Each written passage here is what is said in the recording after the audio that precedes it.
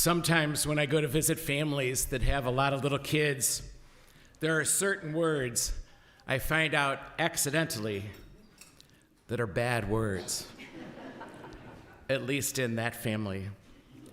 And the kids are not allowed to say those words. And so if the priest comes in and uses those words in a sentence, there's an immediate response from all these little ones.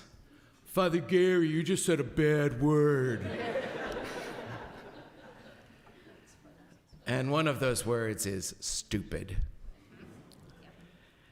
We can't even use that word, and certainly not about other human beings. We can't really call anybody stupid for sure. So those kids are not totally wrong. But yet it is a word that I think has a place in our vocabulary. Stupid.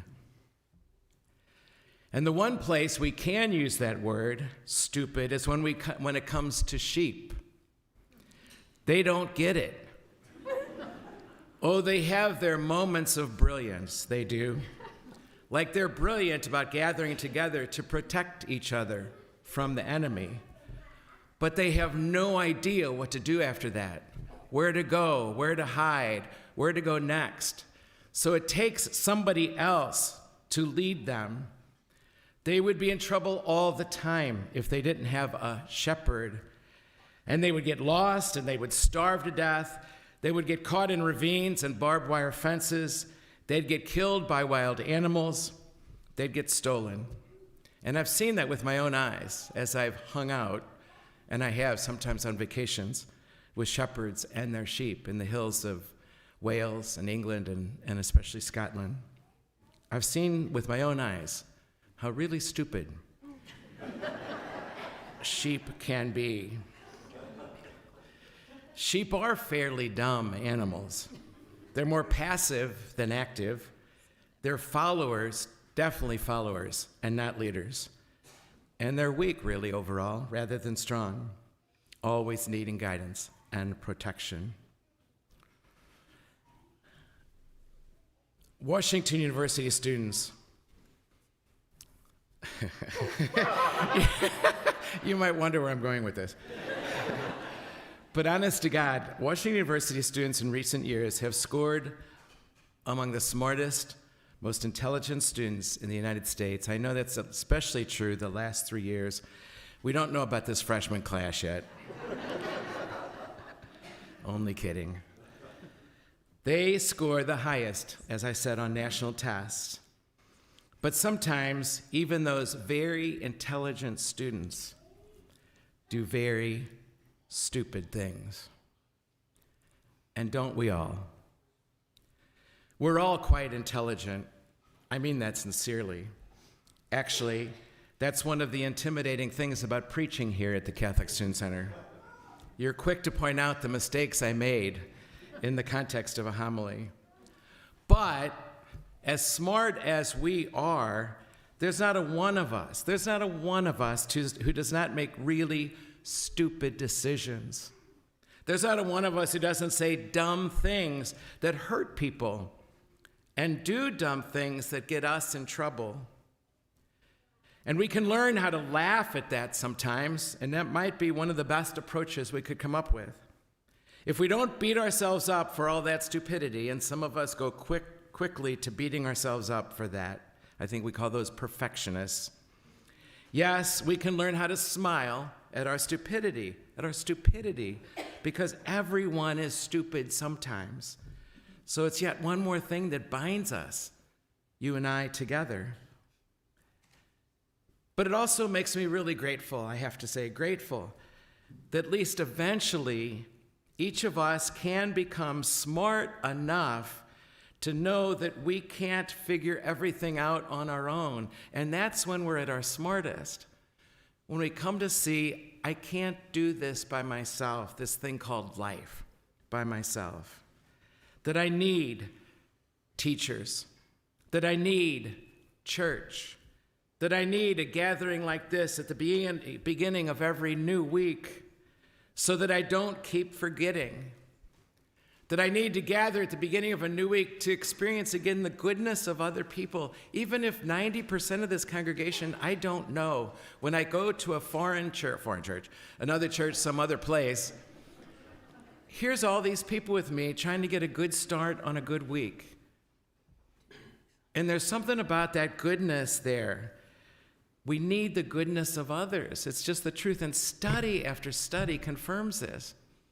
People of faith get gooder. How's that for stupid? But it's not necessarily, and this surprised me, it's not necessarily because of faith. It's because we keep gathering with people who want to be the best version of themselves they can come up with the week that is coming. There's something about this. You could call it grace, you could call it simple psychology. But if you look around here, there's just people who want to be good. They're not perfect, but they just want to be good and on track in the week that is to come. We need the goodness of others so that we don't forget, so that we stay on track, or at least forget less. We're all smart and dumb in different ways. I think one of the smartest things I've ever done was hire a staff that is smarter than me. Or is that I? Now, again, I want to say I'm not a perfectionist, so it's not all that hard for me to be stupid. And maybe it's easier for me than you in some ways. But when I find myself getting to the point when I can say to myself, Gary, that was really stupid, really dumb. I had a professor who just died, actually. I shouldn't be laughing at that. But he used to have this, his name was Sal Polizzi. He was pastor of St. Roch's. He's 92, oldest priest in the diocese. And he used to teach us in the seminary. He'd just go, gentlemen, don't be stupid, don't be dumb. That's how he started these lectures. And it just cracked us up. We still imitate him, like I'm doing right now. But when I get to the point of saying, Gary, that was really stupid, even though some of those little kid friends of mine call me on it, it kind of makes me smile a little bit. It kind of makes me not take myself too seriously. It kind of helps me get back on track, actually. And it kind of reminds me that if I keep trying to control things, that's about the dumbest thing I could ever do. Smart people, they know when to step in and when to step back, when to speak up and when to shut up. And by the way, that's another bad word for little kids in big families. Shut up.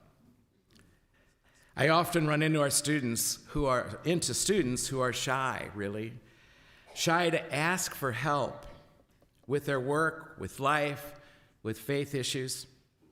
Maybe because they don't want to bother anybody, or maybe even worse, they don't think they're worth somebody else's time and expertise. Or they're afraid of looking stupid if they can't figure it out for themselves, when actually they could trust that people want to help them. The ultimate stupid thing, and ultimately, we need to learn how to admit that we say and do stupid things and remind ourselves that we need a shepherd. And I have one.